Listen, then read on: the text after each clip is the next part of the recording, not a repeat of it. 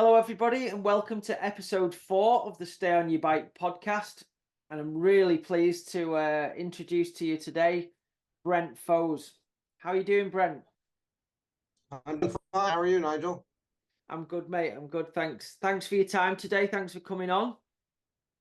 Yeah, no problem. Always glad to, share some info if you have questions and what have you, and what we've been doing for the last 30 some years. Yeah, definitely. I mean, I was always a massive fan of your bikes back when I was racing and came and got the opportunity to do a few Norbers back in the early 2000s, and always admired the bikes that you made and loved everything you did. So I'm super excited about this episode and finding out some stuff. Yeah, So I've got no secrets. Any questions you have, I can try to remember to answer them or think about the past or whatever. sure. Okay, well let's first of all let's start off by, just give us a bit of a rundown on, where you grew up and what you were into and, leading on to how you got into bicycles and stuff. Well, it's sort of a long story, but I'll keep it short. I've always been interested in mechanical things and motor things or whatever. And, I built my first mini bike when I was like 12 years old, and just worked my way up to, got into, racing motocross and stuff, and did that professionally for probably 7 years. Um, Back when a lot of the, you know, guys like I looked up to was like Roger DeCoster and guys like that were, raced over in Europe and stuff, that came over here and gave us a run for our money and stuff.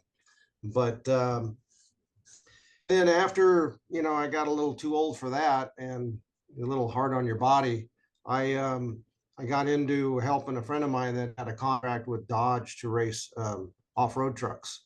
Yep. And that was sort of new to me. And before I got into that, I had built my own truck, free running the Baja and stuff like that. And then I got a job, eventually ended up building trucks for Dodge. And then when I left that whole scene, I was building race trucks for Nissan, for Roger Mears, and with them. So I got tons of thousands of miles on my body racing down in Baja and Las Vegas and stuff like that, and learned a lot. Um, how much abuse these vehicles go through, and how you have to build them tough, and just been around the racing scene for such a long time.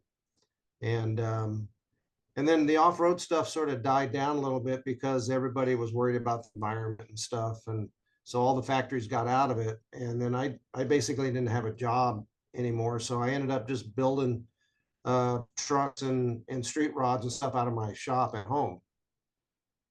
And then my brother-in-law came by one day and showed me a mountain bike action magazine of a suspension bike. And I think back then it might have been like maybe a Trek or a mountain cycle or something like that. And And I was what sort of time was this? What sort of year? this was around 1992, Okay. 93. Yep. Yeah, that's just when they were just, rock trucks came out with a fork, and they were playing around with suspension in the back, but not too many people were dabbling because at that time people weren't really sure, was it necessary? Do you really need it? It's not going to Yep. work, or it's going to affect your pedaling and all that type of stuff. And some of the earlier bikes really did affect pedaling. Um, and they learned a lot over the years, and I think they still are now. But um, so I at the time I was just right. I went out and bought a Cannondale hardtail and was riding that up in the mountains. And I go, man, this doesn't feel very good. It's bouncing me around all over the place and stuff. So I went back to my shop and I'm looking at that. And he brought by this magazine and said, oh wow, these bikes got 1.5 inches of travel.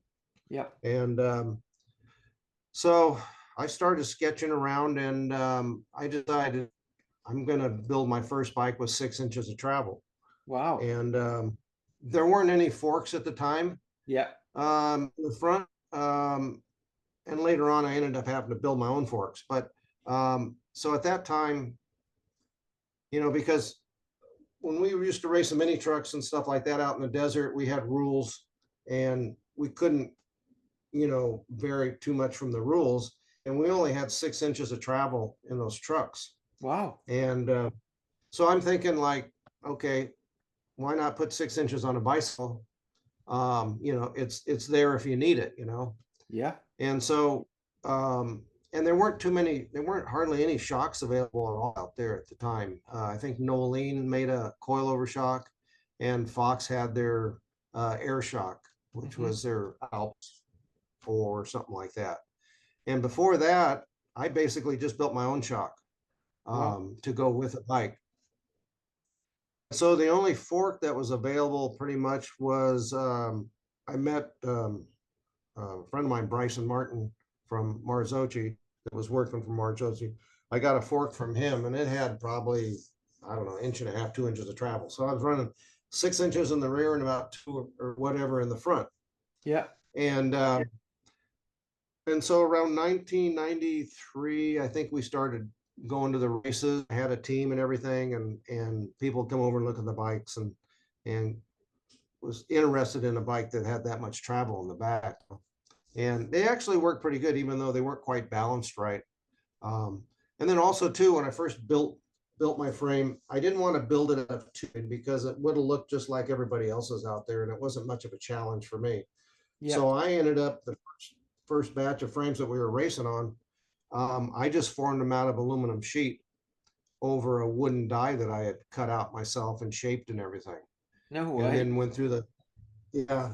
then went through the whole heat treat process, which was a big learning curve.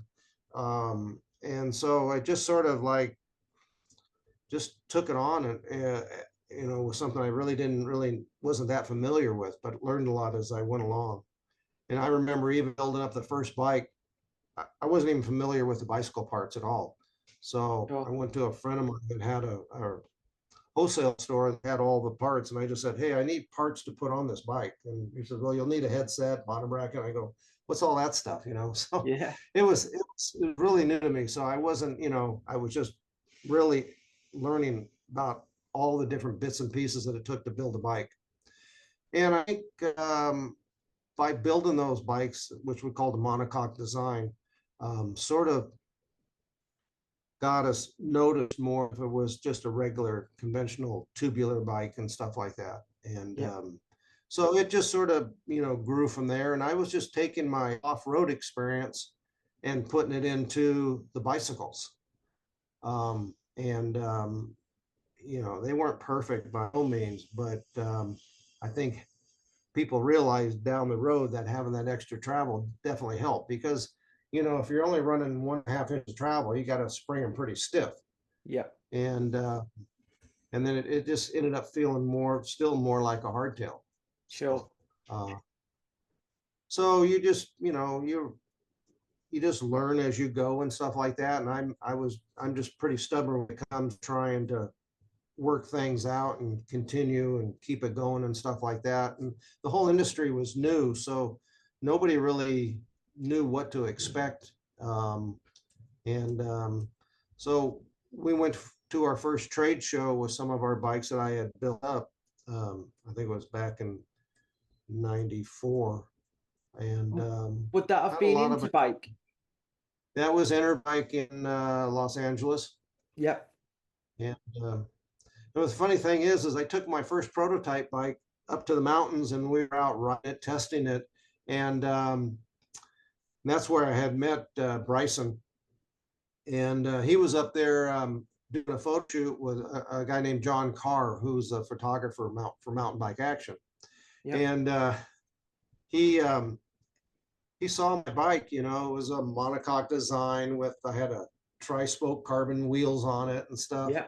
And he looked at me and he says, wow, that's pretty cool. Can I take some pictures of it? And I said, sure, I don't care, And I hadn't planned on getting into the bicycle business really or nothing like that. So he took photos of it. And I think it was about a couple months later, I started getting some phone calls. And the first phone calls I got was from Japan. And they said, we would like to order some of your bikes. And I'm thinking, how do they know about my bike, And And I found out that John Carr, he had taken that photo and he had put it in the mountain bike buyer's guide. Wow. Like I had these available. And so I just figured, well, I don't know, let's build 100 frames and get rich and see what we can do, you know? Yeah. And and so our first batch of frames that we had made, I had them hydroformed at an aerospace company, and then I sent them up to a company called Control Tech, which used to make bar ends and stuff Yeah. back in Yeah. the day, up in Sacramento. And they welded everything up for me. And then eventually we ended up doing everything in house. But the first 100 frames went pretty quick. We gave some to people to get the word out and stuff like that. And it's just been sort of naturally growing from there, you know. Never really strayed away from the original concept as basically a single pivot design, that's, you know, easy maintenance and you know, a strong structure. So and then, you know, as things go on, you know, as we're racing and stuff like that, I have a lot of different ideas that I put into our downhill bikes. And I had, you know, I'd worked with Fox and a good friend of mine, Charlie Cornett. We designed our own shocks to work on the bikes, which was eventually licensed to Fox. And then I worked with another company. We helped develop shocks, which was a company Sway, and that was a whole different type of a shock. And then I helped a company. We started a shock called Custard Shock. It was a coilover shock with a lot of adjustments on it, made by a company called Custard, which is now King Shocks, which makes off-road shocks and stuff like that. And then we got into making our own forks. So it was like you ask somebody to, hey, can you help us out making this? And you know, the numbers aren't there, then I'm just forced into just doing it myself. So I went out and bought the machines that I needed to machine all the parts and just sort of did our own thing, you know. And So tell me a bit. Obviously, when you know when I was racing over in the States a bit, and you had the team with some great riders on, and you had the Kernot shock on the bike. Then you know it was a much bigger shock than what we had on our bikes and everybody else's. And I remember, I think I had a little go on. It was either Toddler Duke or might have been Nathan Rankin's bike, and I remember how plush the bike felt, and I think we were at Vermont, that was a super high speed rough track at the top of the hill, and I just remember how planted your bikes were. They were literally just stuck to the ground, and I was blown away. So how did that come about with the Canuck shocks? Did they design them around your frame, or did you design the frame around the shock? How did that all work? well, I worked with Charlie Cornett was the father, and then I worked with Charlie Jr., which was the son. The father had, he's one of those free thinkers. He's sort of, when he talks, it's like everything goes over your head. He's like a brilliant guy, you know, and he has all these ideas, you know, and he's passed away, but he developed this system called a cavity shock, which is basically a piston inside the shock that's mounted to the shaft, and it has a series of holes that the oil goes up in and out. And then there's a cavity, which it's sort of a cup that covers up the holes on the compression side. So, and then you have pressure inside the shock behind the floating piston, because it didn't have a separate reservoir or anything. That's what made the shock a little bit bigger, because the floating piston is inside the shock body. So it made it a little bit longer that way, as opposed to a remote reservoir. So as the shock compresses, that pressure builds up, and it starts pushing this cavity down on the piston, which starts closing the holes off. So when you go to bottom out, it's a slow transition to bottoming out. They're using up all the travel, but it felt like you never really bottomed out because it was Yeah. so agile. And then with that cavity system, it would take a bad pedaling bike and make it pedal really well because the suspension wouldn't move until you actually hit a bump. Sure. So, and then to get that system work, we had to make, the shock was a little bit bigger than a normal bicycle shock. So that's why the overall diameter and the length was the size it was. But what happened is, I was looking for some help for a shock, and Charlie Senior, I talked to him about, building a shock from a bicycle because he was building shocks for off-road cars and stuff, but he was up in age and didn't really want to take on that task. But he said, why don't you go ahead and talk to my son, Charlie Jr. And so at that time, Charlie Jr. was developing shocks for little pee-wee motorcycles for the kids that were racing and stuff. And so I talked to Charlie and he was interested. So he had built me a prototype version, and I built a frame around it because it was probably about, oh man, it was pretty long. It was like in inches, it's like 10 or 14 inches long. Yeah. And we could run a lot lighter spring and everything like that. So the What first one spring we rate made, did you have then? What kind of spring rate was it? we were running with those systems there. We were running where you would normally run, say nowadays you would normally run let's say a 500-pound spring. We were running like 275, a Wow. real light spring.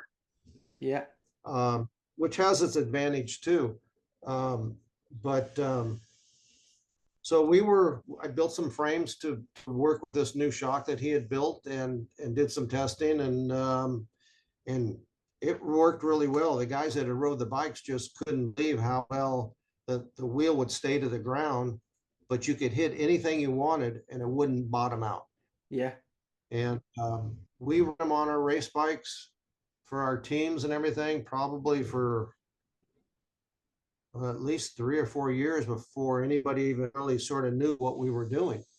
And I never really wanted to go into production selling, shocks like that for other companies. Just because I didn't really want to get into the shock business because it's just a whole nother deal. And so Charlie, he said, we'll build shocks and I'll sell them to you to put on your production bikes, which is fine. But he said, my dad, he spent so much time on this idea, nice to see if he could make some money on this project. So basically it started out as, he licensed that design to a company called Fifth Element that was making shocks.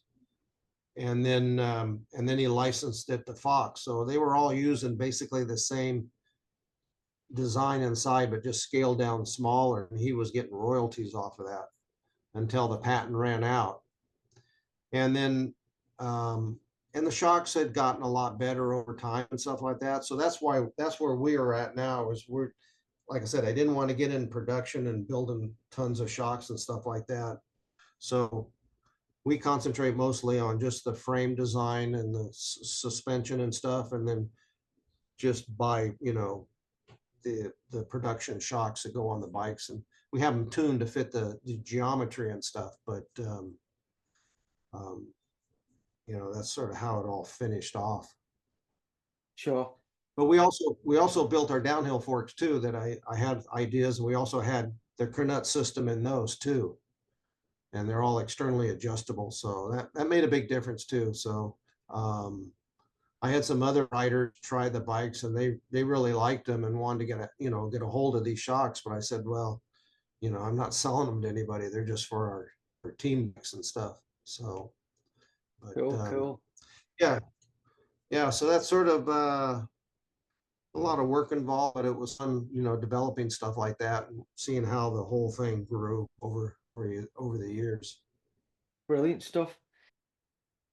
Okay, so over the years, you've had some amazing high-profile riders riding your bikes as well. Obviously, you had that incredible race team doing all the Norbers. Nathan Rankin, the Duke brothers, they were all doing phenomenal. And then obviously you had Missy Giove on your bikes as well. How did that come about?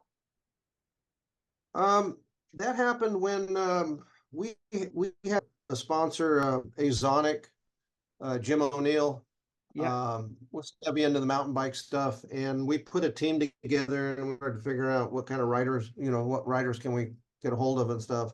And I think at the time, when Missy, she was for Cannondale, Volvo Cannondale, and that whole team sort of dissolved, and she was looking for a ride, and heard about that. So I contacted her and told her what I could offer her. I mean, it wasn't a lot of money or anything at the time, yeah, but I said, we can offer you a good bike. We can give you product and, help you out with some expense money and stuff like that, because she was coming off of a fairly good amount of salary at the time. yeah, Um, and, um, and she definitely really wanted to go racing and stuff like that. And at the time there wasn't much available. And so I think I lucked out, and she just said, let's do it.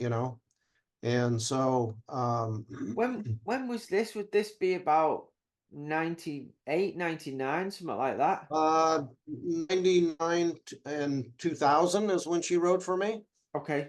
And, we won the Normal National Championships one year with her. Um, and then, I had, uh, Kurt Leduc, not Kurt Leduc, but,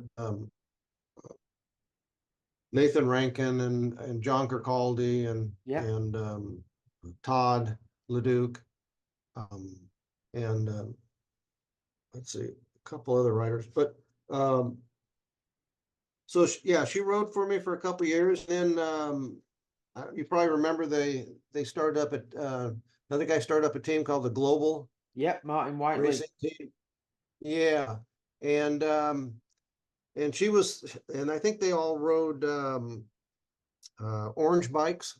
Correct. Um, but Missy said, if you want me on the team, I want to still stick with my Foes frame, so I she ended up remember. riding that on that team and stuff like that and stuff. So, and no, she really enjoyed the bike and stuff like that. And I sort of built it special to fit her. Sure. Um, and we were, still learning and stuff like that. And then I had a good friend of mine, her mechanic came along, which was Monk. Yep, Remember Monkey? of Yeah. course. Yeah. Yeah, and so we did some good things. I had Fiona Griffin riding for me, and she Yep. was really fast. She was. And and I can't think of her name right now offhand, but she was from New Zealand. Little blonde-haired girl. She came from the BMX world, but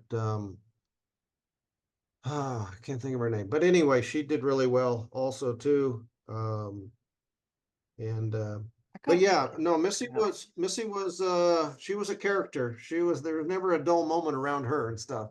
No. She Fantastic. had her own personality and stuff, but when she was on the bike, man, she was dedicated. She was She just let committed. it all hang out. She let it all hang out. Absolutely. Yeah, I mean, obviously that global racing team was huge news at the time. It was it was a massive program that Martin Whiteley put together. And everyone noticed that Missy was still riding a Foes and not an orange. I mean, did you ever speak to Martin about having everybody on the Foes bikes, or were they just No, asking? I don't even think I've ever met the guy. Right, okay. Um, no, we never had any discussions on that at all. It's just that she said that, as far as I know, she just said that, if she was going to be on that team, that she wanted to keep her bike. So, Brilliant. Great stuff. yeah. I mean So, that um, that's great marketing for you guys, just oh yeah, yeah, that's yeah. brilliant.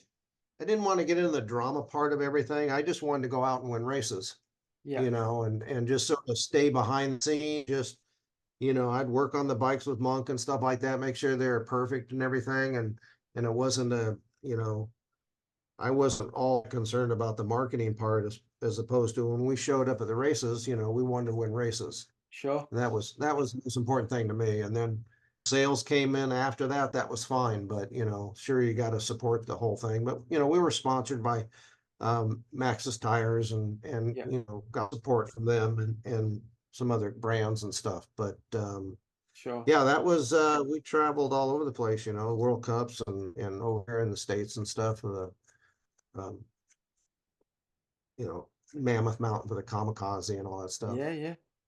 And how was it? Was it a lot different in the mountain bike industry compared to the motocross and the off-road trucks? I imagine it's quite different, or is it quite similar in some ways? You know, in the off-road stuff that we were used to, you know, you had your privateer people that would, you know, go to whatever races they could afford to go to and stuff. But I was working with the factories and stuff. Money was really at the time no object. It was just build the best thing you could. Right. You know, the bicycle industry is a little different because um, unless you have factory backing or outside support, you know, most of the people that are riding mountain bikes, you know, they've got more money in the bike car that they drove to the races in, you know. Yeah. So it's, you know, it's a little different there and stuff. But yeah, it's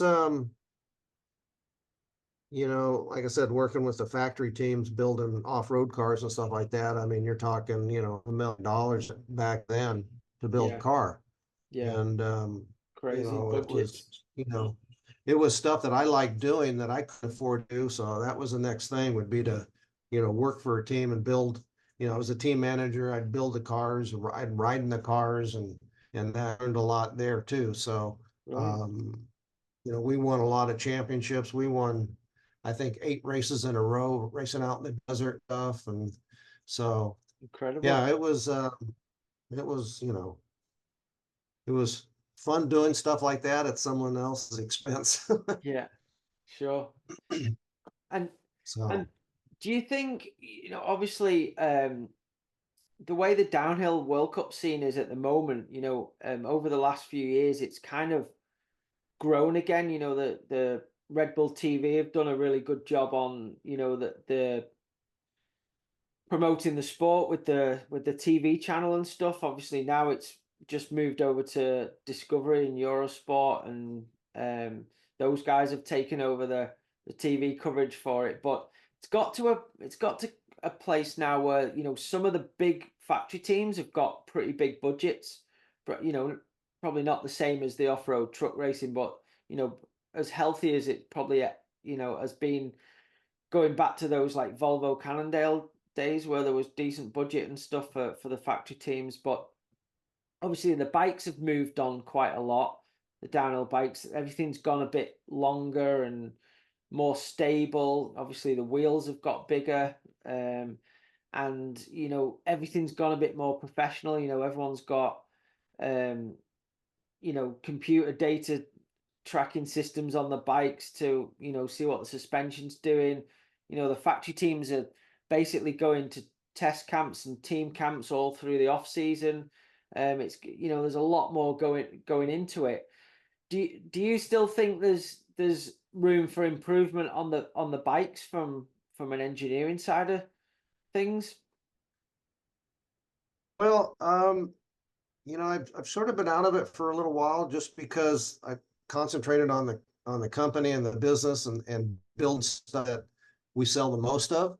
Yeah, So the downhill scene, I've been keeping track of everything, but you know, we haven't had a downhill bike for a little while, and I've sort of seen what's been going on in the industry and what have you. And sure, technology has changed, and you know, you're starting to learn a lot more with computers and all that kind of stuff. Whether or not that translate into, you know, faster speeds and stuff, sure. Um, it'll tell you what the shocks are doing and stuff. But I've always believed that the majority of the speed is in the rider itself. Um, sure. because a lot of all, I think all the bikes out there now are fairly, you know, fairly uh, compatible with each other. They're all, you know, they're all working about the same. It's, you know, it's coming down to a split second between first and second. And that can be made up or lost and, you know, a little bump here or there. Um, but yeah, I think a lot of it is, you know, the suspension dialed in and each track's a little different and stuff like that. And it just seems like they're getting faster and what have you. Um, but I also think now that there's probably still room for improvements on things.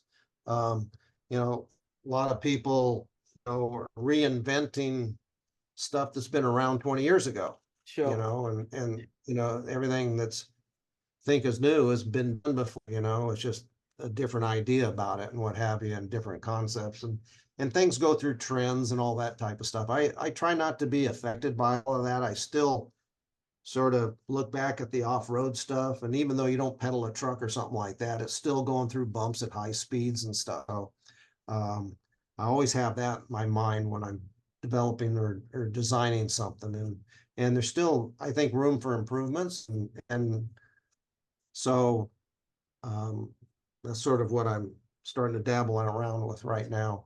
Um, but And yeah, it's come a long ways, and stuff like that. And back when I was building bikes, it was, there was no such thing as designing something on a computer, really, sure. which speeds things up and stuff. But it's still it's still a frame with suspension, and you got to pedal it, So Yep. um, it's just getting all that to work together, for the person that's riding the bike. Absolutely.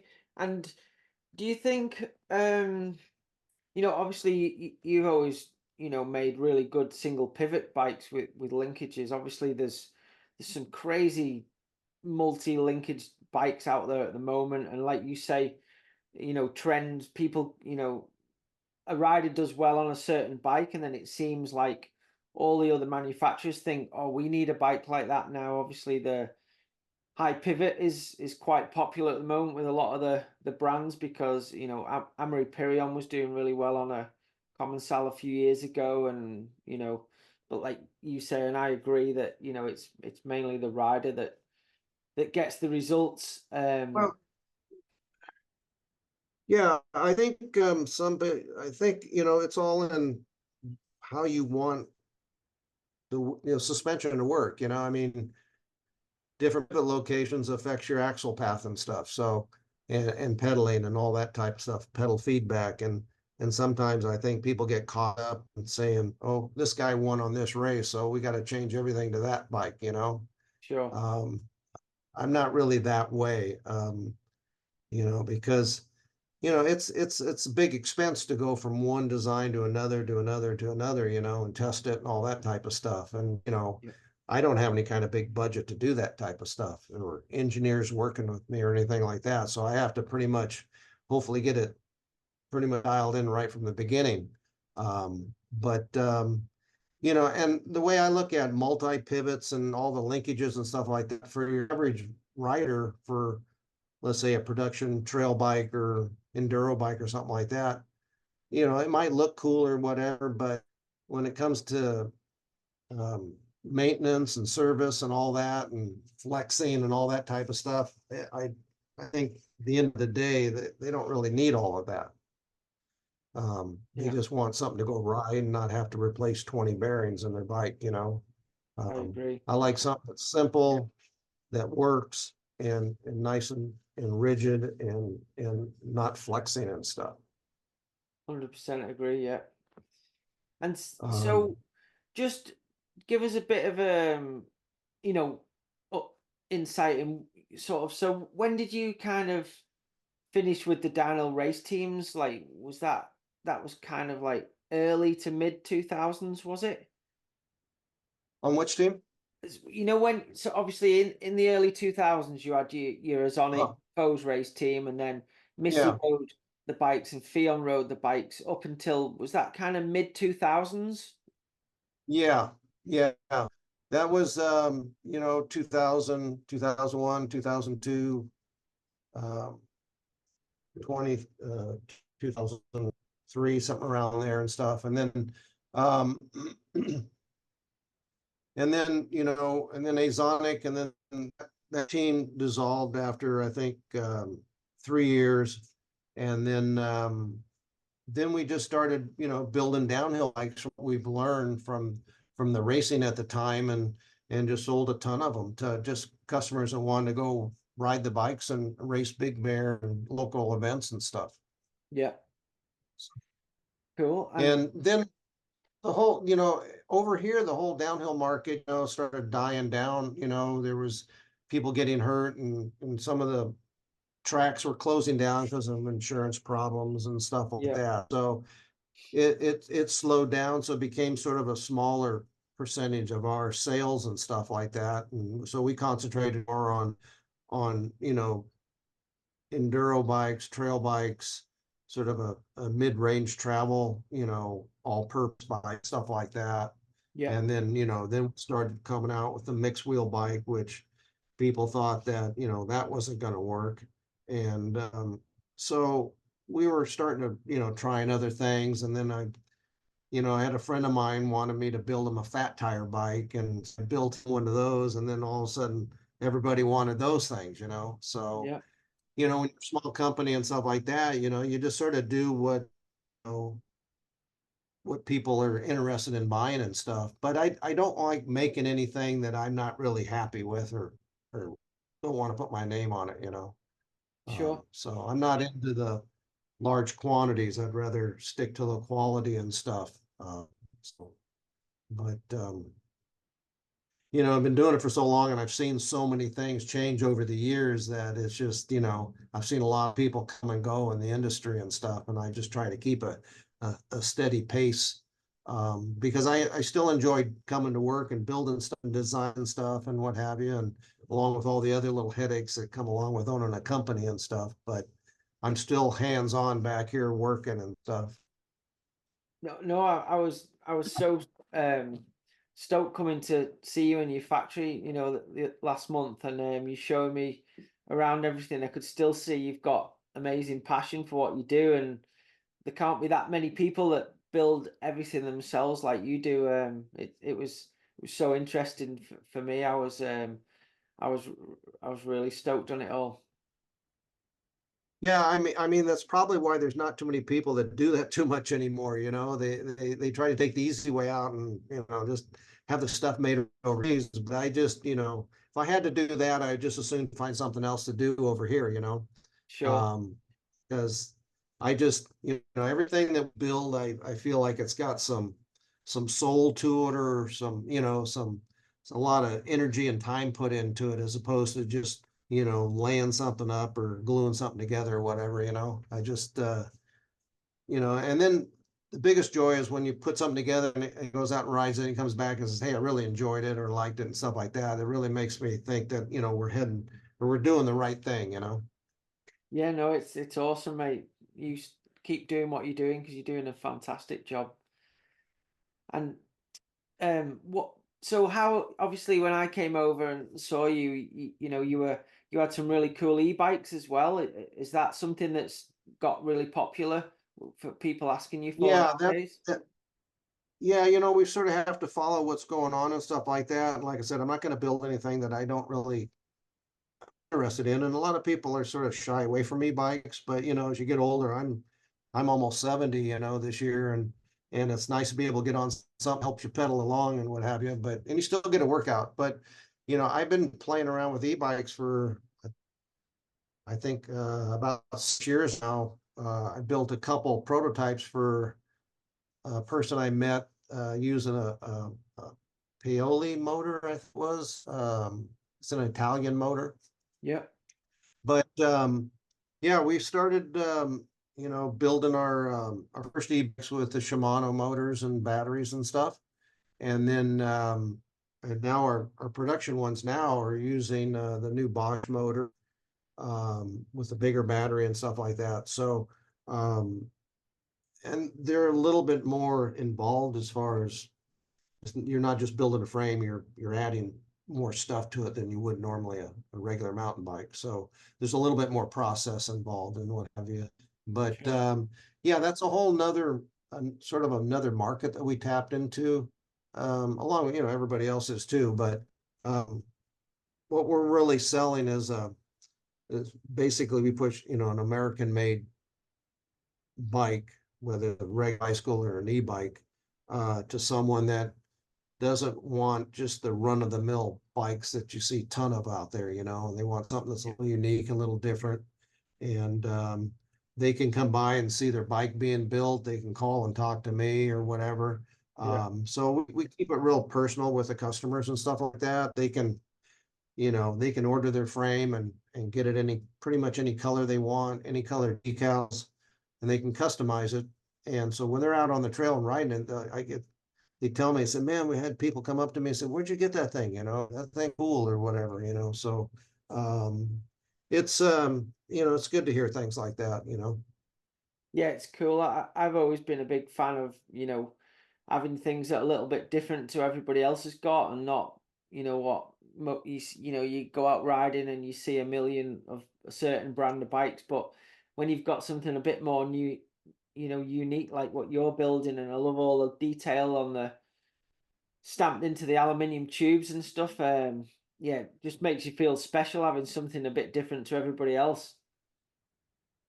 Yeah, and with us, you know, making everything in house, I can build as much as I want. You know, I don't have to like be committed to like a big order the place overseas or something like that. And then, you know, you get a bunch of stuff that you can't sell or you want to make a change and you have to go through all of that. We Yeah, can, you know, we can make a change time we want and what have you. So um, it just it's just more convenient for me and I don't have to plan so far ahead and figure out, you know, what we're doing because, you know, things change rapidly in the industry and stuff yeah. and so it just works better for us that way. No, it's awesome. I love it. Um, and then so obviously you've been out of making downhill bikes for a little bit of time, like like you used to be doing. And then obviously you've still been making some amazing looking bikes, and e-bikes and your enduro bikes and your trail bikes. They all look phenomenal. Um, and then last month you get some English idiot turn up at your factory having a look around, and I obviously mentioned to you, would you be keen to make a new downhill bike for us? And you seem pretty happy to agree to that. So can you tell us a little bit about that? Obviously, I've not this hasn't been released to the general public yet, but I'm super excited about this project. Yeah, it it's something that I've always, you know, been wanting to get back into and stuff like that. You know, and my philosophy hasn't changed over years, but I have new ideas and stuff like that that I like to try out and stuff. So, you know, having a, you know, a good rider on the bike and try it and tell me what he thinks would be really cool.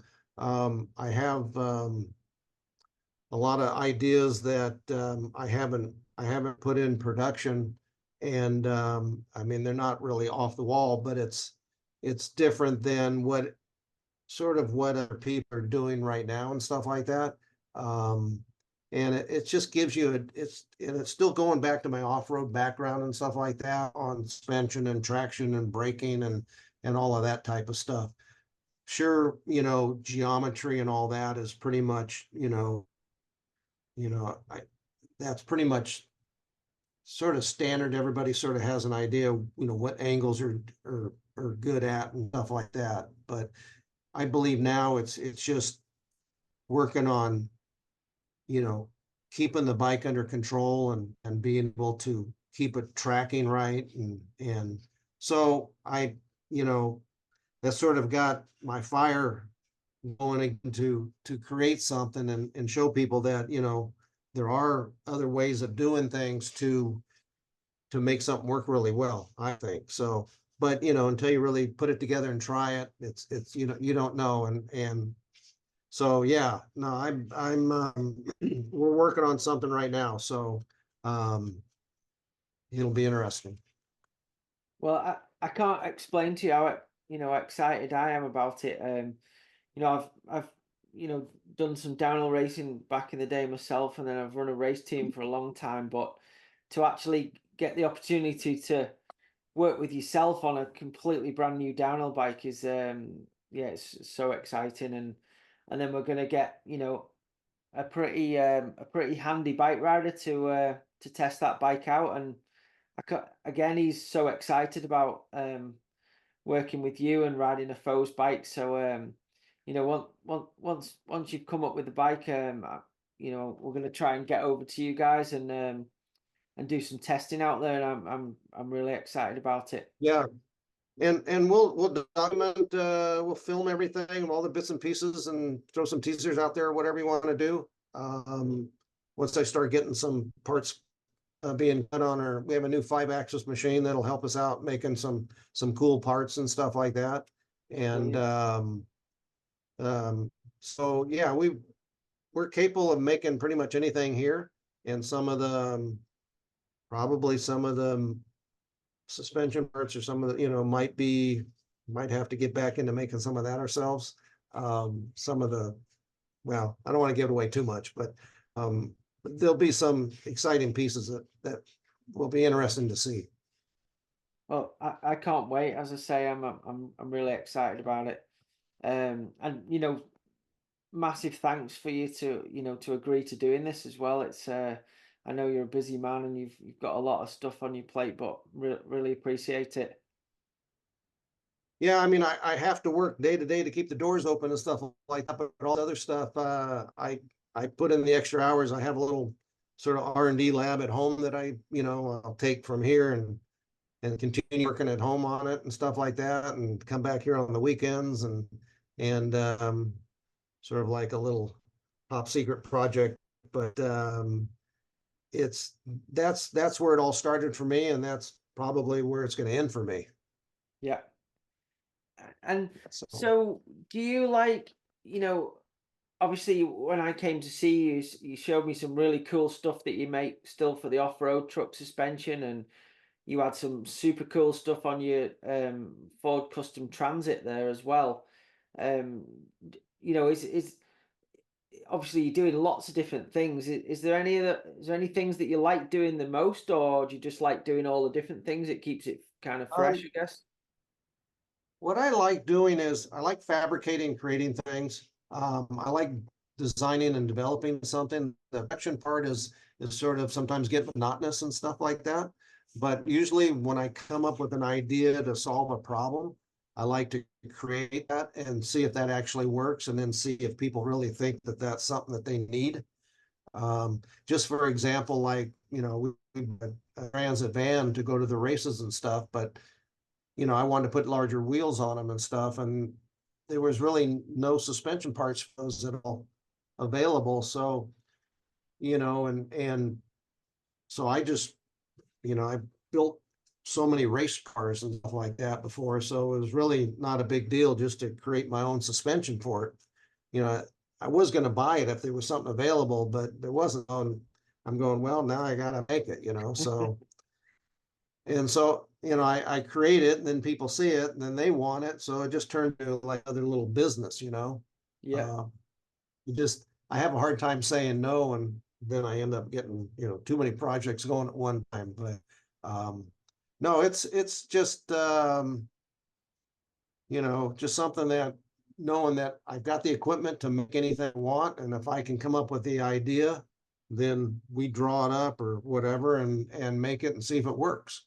And I've got probably half a dozen projects that are half finished and never really saw the finish line, just because there's so much other stuff going on. But Sure. I always complain there's not enough hours in the day to try to finish these things on time, you know. But Especially when you've got anyway, idiots yeah. like me asking you all these questions. But yeah, no, it's something that I've enjoyed since, you know, I was really young, and you know, it's just fun making stuff, you know. Well, you flipping good at it. So it we're lucky to everybody's lucky to have you doing all this stuff. It's brilliant. Yeah, Yeah, it's, I you love know, coming to the factory and seeing it all.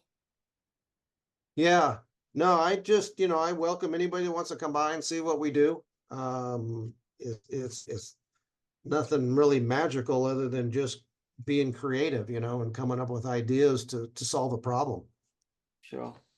Well, might not be to you, but for normal people like us that can't do all that stuff you do, it's pretty amazing. Yeah, yeah, yeah. Well, it's you know, as long as I still enjoy it, I'm gonna just keep doing it, you know. Yeah. Um, you gotta stay busy, otherwise you just, you know, grow old and tired. Yeah, 100%. For sure. With regards to the e-bikes that you're building, Brent, obviously they're getting more and more popular, especially in Europe and where I live in Scotland now. Like I've lived here about 2.5 years, and um, lots of people come here to ride at the weekends. And probably in that 2.5 years, I've seen, e-bikes quadruple in numbers at a weekend. Sometimes you see more e-bikes than normal trail bikes and enduro bikes. Um, Obviously it's still quite early days for e-bikes, but have you got any sort of cool ideas for future e-bikes at all? Well, I mean, as far as, you know, all the motors and batteries and stuff like that, you're basically, for me, we have to sort of adapt to that stuff that's available. I'm, you know, I'm not getting into building motors and all that type of stuff because that's just, you know, way expensive and stuff like that. Sure. Um, um, I'd like and I was talking about this when they first came out. I said, you know, I said eventually they're going to be putting transmissions in with the motors and stuff, which Pinion's doing right now, Yeah. um, which makes sense to me. Um, and I know they're, you know, I think, you know, over time, the batteries are going to get smaller. Um, you know, but it's just trying to make everything more efficient, smaller, I think, to get the weight down and what have you. You Yeah. don't really notice it when you're pedaling and stuff like that. And actually, you know, weight isn't really a bad thing when it comes to suspension and stuff, as far as, you know, tracking, keeping the bike on the ground and stuff.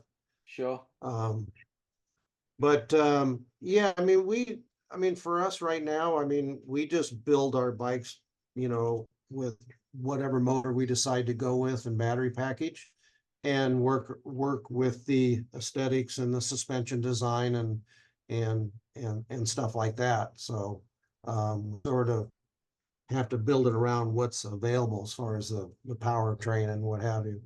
But no, there's, you know, it's changing so fast all the time that you know, it's like sort of hard to keep up with, you know. Definitely. You know, they want bigger batteries, they want lighter e-bikes, you know, and uh, it's, you know, for us, you know, what we're getting from our customers is they want a bike with the thing, you know, as big a battery as possible, Okay. you know, so have the distance they can go and stuff. So that's why we decided to go with the Bosch, because I think they have up to 825 or something like that size battery, and then also an auxiliary battery that you can plug into it, so you can get all the way up to, you know, 1,000 watts. So um, that'll take you pretty much anywhere, you know. So, um, but you know, and those companies, the big companies, are improving that stuff all the time. So you know, we just build, you know, we decide, you know, what brand of motor we want to run, and we just build around that for now. Cool. Well, I mean, where I live now, and obviously every part of the world is different, but we live in a valley, and there's kind of downhill tracks and enduro tracks on both sides of the valley. People have been coming here and racing for years. On one side, there's more sort of downhill tracks where they have a shuttle system, with vans and trailers. And then on the other side of the valley, it's more there's none of that. You just have to pedal up. So a lot of e-bikes are going up on that side. Um, for me, what I think that is missing at the moment is having a proper e-bike downhill bike, because on the one side where they have the shuttles here, like I went up there this morning with a couple of my friends, and we basically pedaled up. It's quicker to pedal up on an e-bike than it is to get the shuttle. But Mm-hmm.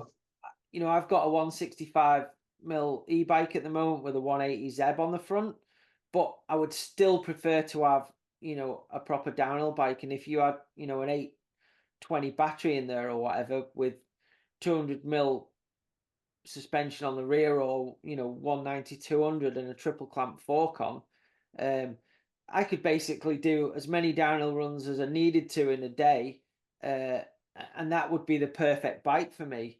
And I just don't see anybody making a bike like that. So I'm sorry, but I'll probably be bugging you to maybe think about building something like that in the near future.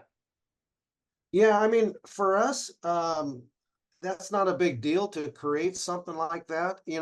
It's, you take the bigger companies and stuff like that that have to invest in a carbon fiber mold or whatever. There has to be a market for it, or they try to create a market for it. Or if they don't think the market's that big, then they won't bother with it. But for us, it's just, we readjust our fixture, and, if you want an e-bike that's with downhill geometry and wheelbase and suspension travel, I mean, it's pretty much a no-brainer, really. It's just, for me to take the time to do something like that would be something that, okay, let's make this a project, let's build one, let's get it out there and see what people think of it. Yeah. Or you just make a one-off just for yourself. But no, I mean, there's what, 6 different types of gravel bikes out there and stuff like that. I know. So I think everybody's trying to look for, all these different brands and models that, fit the consumer and stuff. But and I'm almost thinking that there's too many variations of mountain bikes out there. Sure. And I think that's what sort of hurt some of these bigger companies, end up with too much inventory. Yeah.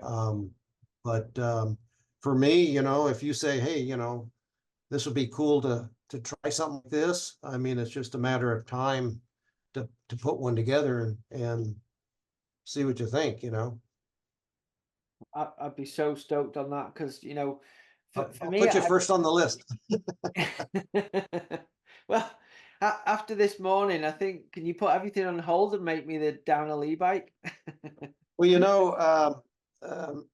you build a downhill e-bike, a little extra weight and some extra suspension travel. I bet you'd be surprised. It probably worked pretty good. 100% agree. Yeah, I agree, and I think you'd be surprised at how many people would want one if you made one. Yeah, I mean, I picture, I go back to my off-road experience, and you take one of these big heavy trucks and you're bombing through the desert at 100 miles an hour, hitting holes that are 4 feet deep. You look at the driver in the car and he's not moving at all, Yeah, and the wheel went up and down, and that's all due to sprung and unsprung weight. So it would be the same effect as a heavier bike. sure. And I know a regular downhill bike, you don't want something that's too heavy because you still got to pedal that thing.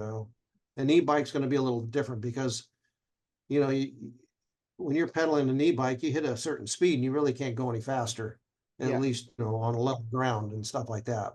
And the rest of it going downhill, you're going to pedal to the point where, you'll probably coast faster than you could pedal it. sure. But like, with an e-mountain bike and a downhill bike, you're only doing short bursts of pedaling, out of a corner, or on one straight to get up to speed, and then the gravity takes over. So, I think an e-bike downhill bike would be such a good tool for a lot of people to ride. Especially if you've got downhill tracks, but there's no shuttle service or no chairlift. It's a no-brainer to me. Yeah, yeah. No, you know, I hear that all the time as far as people, instead of taking a chairlift or something like that, they just ride up and then come down, and you get what you need done a lot quicker. Yeah, yeah. But like you say, we found it ourselves, and we did a race here a few years ago, and I got Sam Hill out on the e-bike, and you know, straight away he said how good the bike tracked because it was heavy.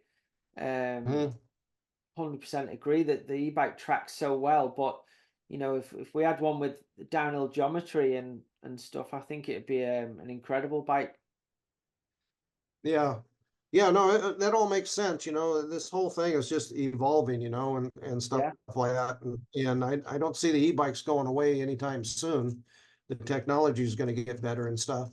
yeah, But yeah, no, I definitely, sounds like a project that I would be interested in trying out and seeing what you think. that'd be But brilliant. get these first projects going first. Yeah, for sure, for sure. But, I mean, obviously, I'm excited about everything. So, yeah, just appreciate you doing this stuff for us. Cool, and thank you so much for your time today. It's been really interesting talking to you about everything that you've done, and you've had an amazing career up to this point, and I honestly believe it's going to get even better. So, thanks for your time. I think people are going to really enjoy this podcast. all right, well, it's good talking to you, Nigel. And you, Brent, thank you for your time again. We'll see you soon. Okay, all right, bye. Bye. So, guys, I hope you enjoyed that podcast today. I really enjoyed that one with Brent Foes, all the cool bikes he's made over the years, and what an interesting, super talented guy. If you like the episode, please give us a like and a follow and a thumbs up and all that other stuff. And please join us again next week for the next episode where we'll have an equally cool guest on. Thanks very much. Have a good week. Cheers.